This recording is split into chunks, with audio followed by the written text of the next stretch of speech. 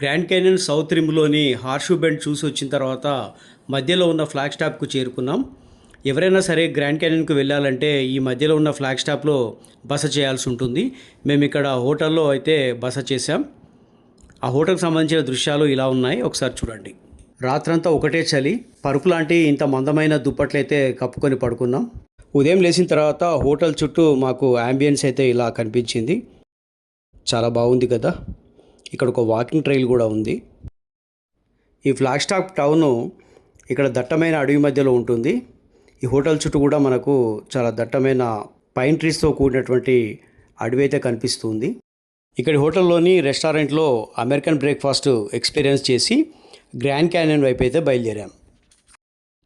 ఇప్పుడు మనం వెళుతున్న గ్రాండ్ క్యానియన్ ప్రపంచ అద్భుతాల్లో ఒకటి. 446 కిలోమీటర్ల పొడవు, 29 కిలోమీటర్ల వెడల్పుతో దాదాపు 2 కిలోమీటర్ల లోతుగా ఈ గ్రాండ్ క్యానియన్ ఉంటుంది. 6 మిలియన్ సంవత్సరాల పాటు ఇక్కడ ప్రవహిస్తున్న కొలరాడో నది ఈ ప్రపంచ అద్భుతాన్ని తీర్చిదిద్దింది. ఇది ఇక్కడ యూఎస్ఏలోని అరిజోనా స్టేట్లో ఉంది. ఇప్పుడు మనం వెళ్తున్న వ్యూ పాయింట్ని సౌత్ రిమ్ అంటారు. 446 కిలోమీటర్ల పొడవున్న ఈ గ్రాండ్ క్యానియన్ను వివిధ ప్రదేశాల్లోకి వెళ్ళి చూడాలంటే మనకు 3 వేరువేరు వ్యూ పాయింట్స్ ఉన్నాయి. ఇప్పుడు మనం వెళుతున్న సౌత్ రిమ్తో పాటు North Rim, East Rim, West రిమ్లు ఉన్నాయి. రిమ్ అంటే లోయ అంచు అని అర్థం. ఇప్పుడు మనం వెళుతున్న south rim very popular tourist visiting place. ఇది ప్రపంచవ్యాప్తంగా కొన్ని మిలియన్ల ప్రజలు ఇక్కడ ఈ లోయలోని అద్భుతాలు చూడడానికి వస్తారు. ఈ సౌత్ రిమ్లో ఎన్నో వ్యూ పాయింట్స్ ఉన్నాయి. ఇక నార్త్ రిమ్, ఇది ఈ క్యానియన్లో రిమోట్ ప్లేస్లో ఉంటుంది. చలికాలంలో ఈ రిమ్ని మూసివేస్తారు, ఎందుకంటే ఇక్కడ అత్యధికంగా మంచు కురుస్తుంది కాబట్టి. మరోటి ఈస్ట్ రిమ్, దీన్ని గ్లెన్ క్యానియన్ ఏరియా అంటారు. ఇక్కడే హార్షూ బెండ్ ఉంది. మీకు ఇంతకుముందు వీడియోలో ఈ హార్షూ బెండ్ను చూపించాను. ఈ హార్షూ బెండ్ పక్కనే మనకు ముందరి కాళ్లకు బంధం వేసే లోవర్ యాంటిలోప్ ఉంటుంది.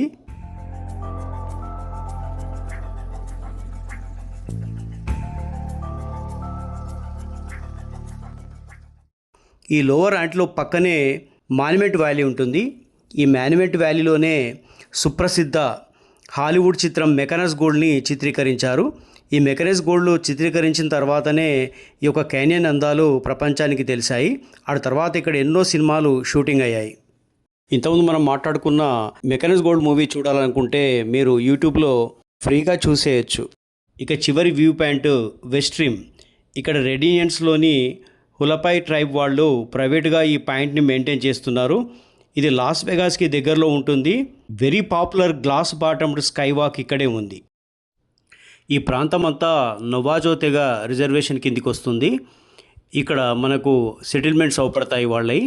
ఈ నవాజో తెగ రెడ్ ఇండియన్స్ రోడ్డు పక్కనే కాకుండా లోపల ఎక్కడో కూడా నివసిస్తూ ఉంటారు. వాళ్ళకు సంబంధించిన ఇండివిజువల్ లెటర్ బాక్సులు చూడండి ఎన్ని ఉన్నాయో. రెడ్ ఇండియన్స్గా పిలువబడే నేటివ్ అమెరికన్స్కి గ్రాండ్ క్యానియన్ యొక్క ఎగువ మరియు దిగువ భూముల్ని వాళ్ళకు రిజర్వేషన్గా ఇచ్చారు. ఇప్పుడు మీరు చూస్తున్న ప్రాంతం అంతా నేటివ్ అమెరికన్స్కు కేటాయించిన రిజర్వేషన్. ఈ రిజర్వేషన్లో కైబాబ్ నేషనల్ పార్కు మరియు గ్రాండ్ క్యానియన్ నేషనల్ పార్కులు రెండు కూడా సరిహద్దులు కలిగి ఉంటాయి. క్రమక్రమంగా ఎడారి ప్రాంతం అంతరించిపోయి పచ్చని ప్రాంతం మన ముందు ప్రత్యక్షమైంది. చూడండి, పచ్చని పైన్ వృక్షాలతో నిండిన ఈ అరణ్య ప్రాంతం అంతా మనకేవో తెలియని రహస్యాలు తనలో నిగూఢంగా దాచిపెట్టుకున్నదేమోననే భావన మనలో కలుగుతుంది. ఇక హైకింగ్ ట్రయల్స్ విషయానికి వస్తే గ్రాండ్ క్యానియన్ వద్ద నార్త్ కైబాబ్ లేదా సౌత్ కైబాబ్ ట్రయల్స్ అని ఉంటాయి. ఈ ట్రయల్స్లో ఎన్నో రకాల జంతువులు అగుపడవచ్చు. అదృష్టం బాగుంటే అందమైన కూగర్లు కనపడవచ్చు. ఈ కూగర్లనే మౌంటైన్ లయన్స్ అంటారు. ఎల్క్స్ మరియు మౌజ్లనే జింక జాతికి చెందిన జంతువులు ఎక్కువగా కనిపిస్తాయి. మనం వెళ్ళే వ్యూ పాయింట్స్ దగ్గర కూడా ఈ జింకలు మనకు అవపడే ఛాన్స్ ఉంది. ఇప్పుడు మనం గ్రాండ్ క్యానియన్ ముఖద్వారానికి అయితే చేరుకున్నాము. ఇక్కడ ఎంట్రన్స్ టికెట్ తీసుకొని గ్రాండ్ క్యానియన్ విజిటర్ సెంటర్లోకి వెళ్ళాం. ఇక్కడ చూడండి, మనకు గ్రాండ్ క్యానియన్ వింతలు విశేషాలు ఫోటో రూపంలో కనిపిస్తాయి. ఇక్కడ జియోగ్రాఫికల్ మ్యాప్ అయితే ఉంది. స్పష్టంగా 100 మైళ్ళు వ్యాపించిన గ్రాండ్ క్యానియన్ను ఈ మ్యాప్లో మనం చూడొచ్చు.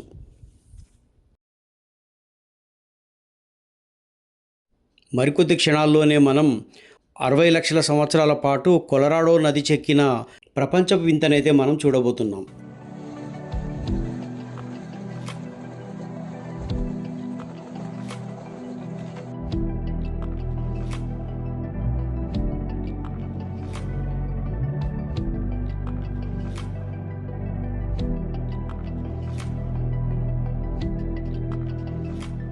తనకేమీ తెలియదన్నట్టుగా అమాయకంగా ఎక్కడో అగాధంలో 2 కిలోమీటర్ల లోతులో ప్రవహిస్తున్న కొలరాడో నదిని మనం జూమ్ చేసి అయితే చూద్దాం.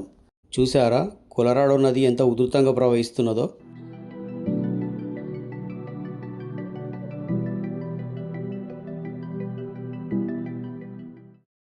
దీన్ని మ్యాథర్ వ్యూ పాయింట్ అంటారు. మీరు సెల్ ఫోన్లో చూస్తే అంత కిక్ అనిపించదు. మీకు ఒకవేళ స్మార్ట్ టీవీ ఉంటే యూట్యూబ్లో ఈ లింకును వేసుకొని చూడండి.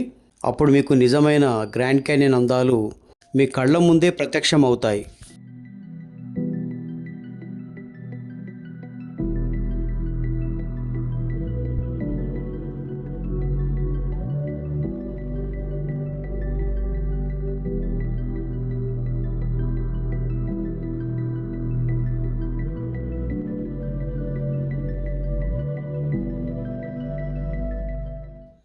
మీరు చూస్తున్నది మరో వ్యూ పాయింట్.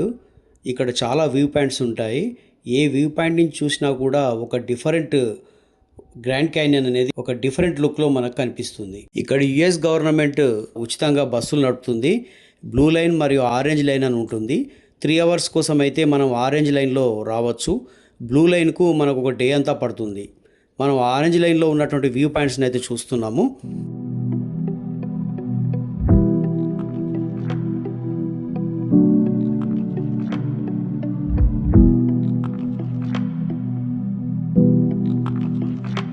ఇప్పుడు మీరు కింద లోయలో చూస్తున్న ట్యూబిటరీస్ అన్నీ కూడా ఈ నదికి సంబంధించినయే.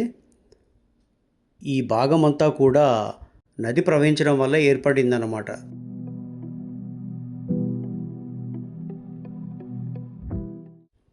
ఈ క్యాన్యన్కి ఇటుపక్కన మనకు అడవి అయితే ఉంటుంది. ఈ అడవిలో కైబాబ్ ట్రయల్ ఉంటుంది, వాకింగ్ ట్రయల్. ఈ వాకింగ్ ట్రయల్ ద్వారా హైకింగ్ గేర్ వేసుకొని అందరూ ట్రయల్లో సాగిపోతున్నారు.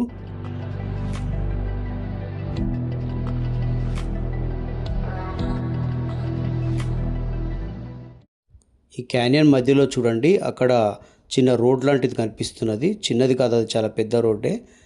అక్కడ లోపల ఆ మూలన అంటే ఆ వాలులో ఒక క్యాంపింగ్ సైట్ అయితే ఉంది.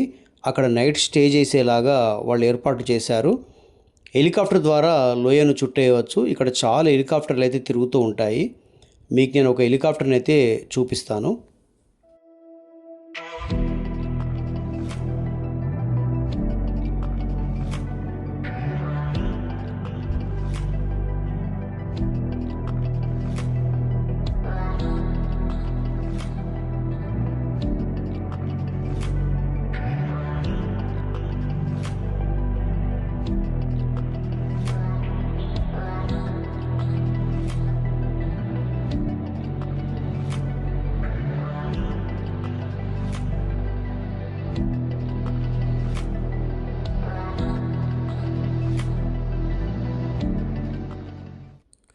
నాలుగు 400 కిలోమీటర్ల పర్యంతం ఉన్న ఈ అగాధాన్ని చూపించడానికి హెలికాప్టర్లు నిరంతరం తిరుగుతుంటాయి. అందులో ఒక హెలికాప్టర్ మీరు ఇక్కడ చూడండి, చాలా చిన్నగా ఎగురుతూ మీకు కనిపిస్తూ ఉంటుంది. టీవీ స్క్రీన్పై అయితే ఇంకా చాలా స్పష్టంగా కనిపిస్తుంది. అది ఆ క్యాంప్ సైట్కి అయితే తీసుకెళ్తుంది అనమాట. మొత్తము క్యాన్యన్ చూపిస్తుంది చాలా వరకు. ఎందుకంటే ఈ విధమైన క్యాన్యన్ ఒక 400 కిలోమీటర్ల పర్యంతం ఉంటుంది, ఒక్కో దగ్గర ఒక్కో రకమైన అందాలతో. ఇది యవాపాయ్ వ్యూ పాయింట్ దగ్గర ఉన్నటువంటి జియాలజికల్ మ్యూజియం. ఇది క్యాన్యన్ యొక్క సౌత్ రిమ్లో 1928లో ఈ మ్యూజియాన్ని నిర్మించారు. ఈ మ్యూజియంలో అతిపెద్ద గ్లాస్తో కూడిన గ్యాలరీ ఉంటుంది. ఈ గ్యాలరీ నుంచి మనము యవాపి వ్యూను అయితే మనం చూడవచ్చు.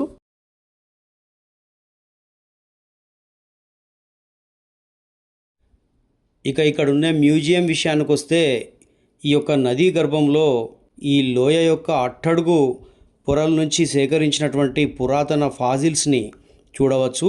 ఇందులో ప్రముఖంగా చెప్పుకోవాల్సినవి ట్రైలోబైట్స్ యొక్క శిలాజాలు. ఇక్కడ చూడండి, ఈ నదీ లోయలో ఉన్నటువంటి శిలాభాగాలు రకరకాల హిందూ దేవాలయాలను వీళ్లకు తలపించినట్టున్నాయి. లోయలో ఉన్న ఒక రాతి నిర్మాణానికి శివ టెంపుల్ అని పేరు పెట్టారు చూడండి. ఈ విచిత్రం చూడండి, ఈ సావనీర్ని నేను ఈ మ్యూజియంలో కొన్నాను. ఇది గ్రాండ్ క్యానియన్ యొక్క అట్టడుగు పొరల నుంచి పైభాగం వరకు చూపిస్తున్నది. అట్టడుగు పొరకు వాళ్ళు పెట్టిన పేరు చూడండి ఏముందో, విష్ణు అని ఉంది. అది వాళ్ళు మన సనాతన సంస్కృతి సాంప్రదాయాల్ని గౌరవించిన తీరు. బస్ స్టాప్కు మళ్ళీ రావడం, ఫ్రీ బస్సు ఎక్కడం, మళ్ళీ మరో వ్యూ పాయింట్కు చేరుకోవడం, ఇలా సాగింది మా ప్రయాణం.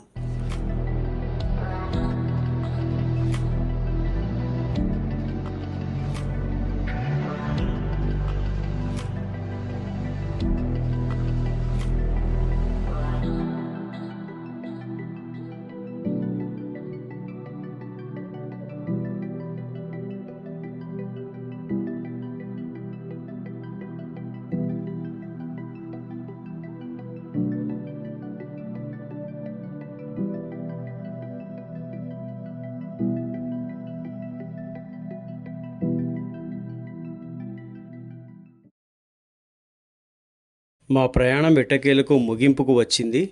ఎక్కువసేపు ఇక్కడ గడపలేకపోయామనే అసంతృప్తితో వెనుదిరిగాము. కానీ గ్రాండ్ క్యానియన్ చూసిన వాళ్లకు అడుగు భాగాన ఎలా ఉంటుందో చూడాలనే కుతూహలం సహజంగానే ఉంటుంది.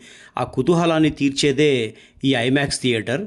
ఇది తోవలో మనకు ఫ్లాగ్ స్టాప్కి వెళ్ళే తోవలో టుసాయన్ అనే టౌన్లో ఉంటుంది. ఈ ఐమాక్స్ షో చూడండి ఈ గ్రాండ్ క్యానియన్ టూర్ అయితే ముగియదు. అదొక దివ్యానుభూతిని మిగిల్చే షో. కేవలం 24 మినిట్స్ ఉంటుంది షో అంతే. టుసాయన్లోని జైంట్ స్క్రీన్పై ఐమాక్స్ షో చూసిన తర్వాత మేము ఫ్లాగ్ స్టాప్ వైపు అయితే వెనుదిరిగాము.